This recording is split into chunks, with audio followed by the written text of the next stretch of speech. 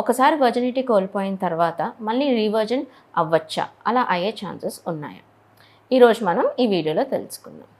Generally ఒకసారి sexual intercourse అనేది అయిన తర్వాత మనకి ఏదైతే హైమన్ అంటే కన్నెపొర అని అంటామో అది జనరలీ టేర్ అవుతుంది because of sexual intercourse.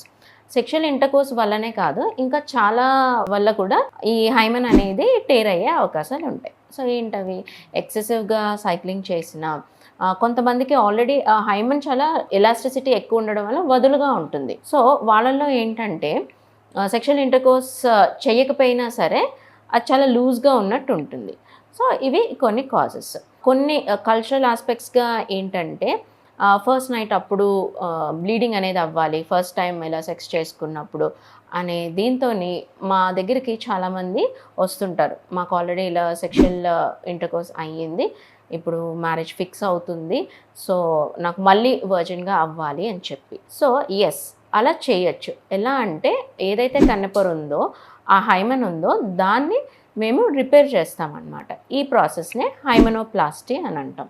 So ఇది ఎంత టైం పడుతుంది, ఎనీ డేస్ హాస్పిటల్లో ఉండాలని తెలుసుకుందాం. జనరలీ ఇది day care procedure.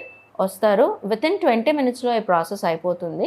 Painless process, and 1 hourలో మీరు ఇంటికి కూడా వెళ్ళిపోవచ్చు.